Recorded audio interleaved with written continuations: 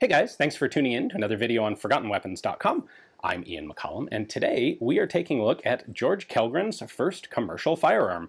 This is a Grendel Srt. Now, if you look at this and you think, wow, it's like a KelTec SU-16 did it with a Sako hunting rifle, you would be completely correct. George Kellgren is currently the owner, the brains behind, for sure, KelTec. But before KelTec existed, it was formed in the mid-1990s, he actually ran a company called Grendel, and you may have heard of a few of his Grendel firearms. They are every bit as unorthodox, shall we say, as what KelTec puts out today. Now, Grendel was formed in 1983. The first product they did was actually some sort of ballistic knife. I haven't actually seen one, but then he transitioned into firearms. This was his first firearm. This was then followed by the Grendel P10 pistol, which I think had a much more impact on the market than this rifle did. The rifle here was intended to be marketed to hunters. The idea was to have a light, compact, folding stocked hunting rifle, which seems like a really good idea. Like, you can take this and the stock just folds really nicely up, and presto, you've cut the length of the gun by something like 12 inches. It's a nice lightweight stock. This whole thing with rings, but no scope, because this is a loaned gun and it came with these rings on it, and they're really tight and I don't want to try and take them off.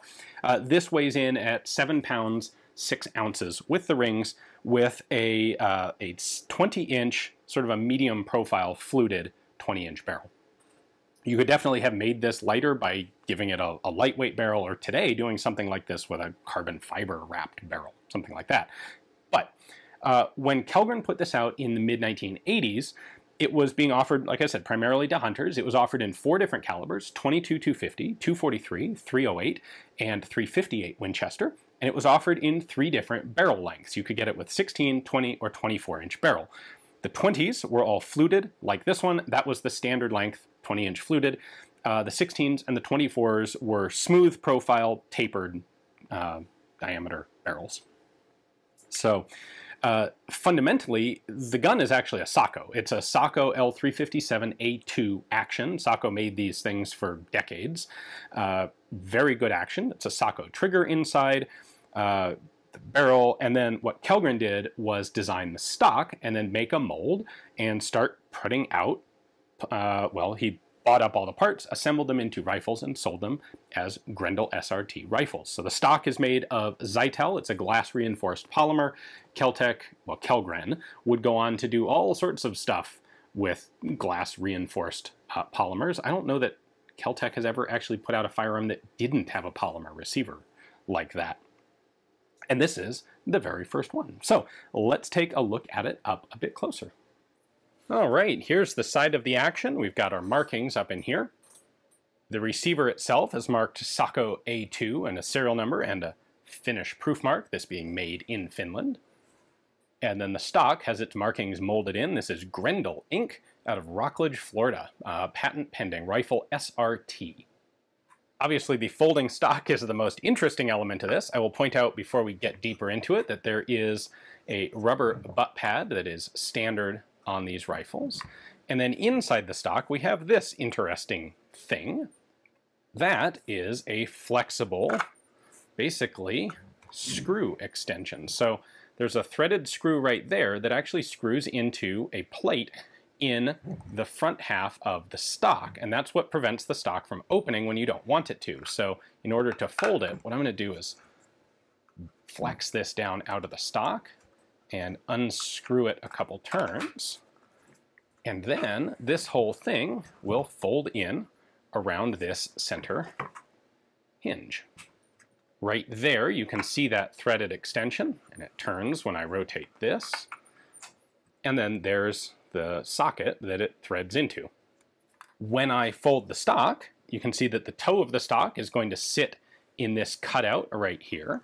The magazine is going to sit nicely inside the hollow edges of the stock itself, and it folds up nice and compact, exactly like Kellgren would do many years later on the KelTec SU-16s. Also interesting to point out the sling swivel. This is, of course, set up for carrying the rifle with the stock folded, I think. That's what seems to make the most sense to me.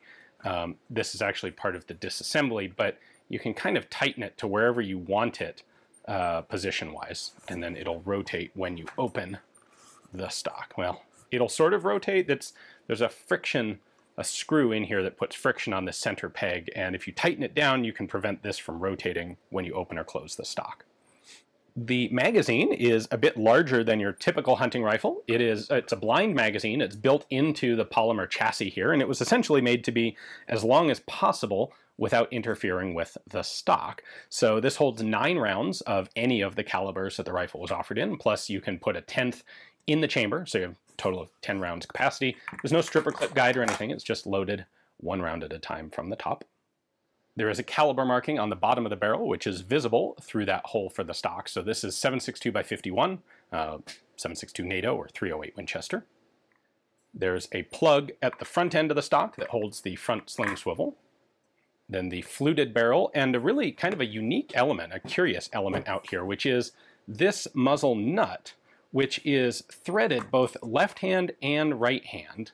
The idea here is that you can actually loosen this, index the muzzle brake so that it's properly set up to be horizontal, and then tighten this back down without rotating the muzzle brake. Now I think this particular example is pretty well carboned in place because even when this nut is loosened, I can't move the muzzle brake at all, but that was the intention here, is you can open it, move the muzzle brake into the correct position, and then tighten it back down. And lastly, I should point out the actual bolt action system. It's the Sako L359A2. Really good bolt action. You got your magazine follower there, which is a little sticky, maybe. I don't think that's an original Sako follower. Trigger pull is fantastic. You have a safety on it. All this stuff comes out of Sako and wasn't part of Kellgren's work. Now, let's go ahead and take this clamshell stock off. So the first step of disassembly is actually to come here with the stock folded. There is a little hex head worm screw or set screw that you need to take out. This guy puts tension on the center axis of the stock hinge. So if you try and hammer this out first, you're really gonna damage it. Take that screw out first. Then you can come over and unscrew the rear sling swivel. Take that out. And now you can gently tap out the plug on the other side. So I did this by supporting the action back here and then just used a plastic punch. You can see the serrations here, and you can see the worn spots where it's been rotated against that set screw. So the idea is that this isn't supposed to rotate in the gun, but this is a not perfect way of ensuring that. And now we can just pop off the stock. All right, now that we have the stock removed, we have 7 screws to take out. We've got 1, 2, and 3 on each side. 1, 2, 3. And then we also have this little guy that holds the bottom of the magazine together. Make sure to be careful with this one. It's a really small hex screw, and you don't want to strip it. There's a square nut on the back of this one. So that actually makes it pretty easy to take out because that'll hold itself in place until the screw's backed out, and then we can drop that out. These other screws are pretty basic. I also want to point out 2 of these screws are ground a little bit shorter than the others. Those go in the front right under the chamber.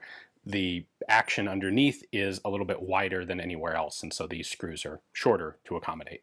Now, if you're looking, you'll notice that there's this screw in the bottom. Don't worry about that right now. That connects basically the action is connected to this round bar. That's the screw that holds those 2 together.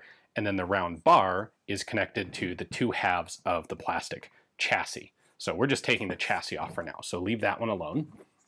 These two very front screws are actually both tightened into a bar on the inside that can rotate on its own. So you actually only have to take out one of them, and you may have to hold the other side in place in order to unscrew. All right, for simplicity's sake on camera, I'm gonna go ahead and take the bolt out at this point. And then we just need to gently loosen this whole thing and pry the two halves apart. This isn't really meant to be taken apart an awful lot, so be careful when you're doing this. You don't want to break anything. You can see, like, we can just start to loosen these pieces. There are a bunch of little steel pins that are holding elements together here. I'm going to go ahead and use a screwdriver just as a little bit of a wedge to gently pry pieces apart.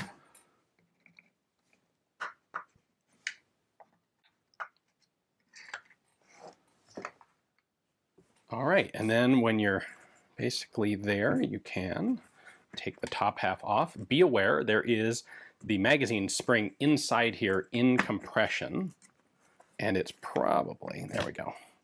I know where it is in there, so I can hold it in place.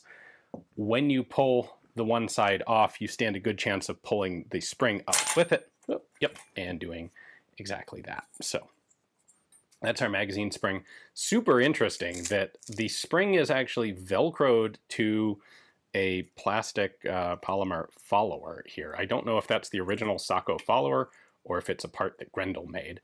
I kind of have to, that looks much more like a Grendel part than a Sako part, but there's the rest of our magazine spring, 9 rounds plus 1. So now you can see the two bolts that hold the action onto these two cylindrical locking bars, which are then clamped into the clamshell. It's worth pointing out here that if you want to take the action out of the gun, if you were going to rebarrel it, for example, you actually have to take the clamshell off first, because this screw is accessible through the opening for the stock to fold into, but this screw can only be accessed once you've taken the stock off. This is the standard trigger from Sako, so you can see it says made in Finland. It's a really good trigger. Up here at the front, we have the front sling plug, and then I actually left the second screw in there, so that's still a little bit rattly in there, but that's the cross bolt that this thing sits on.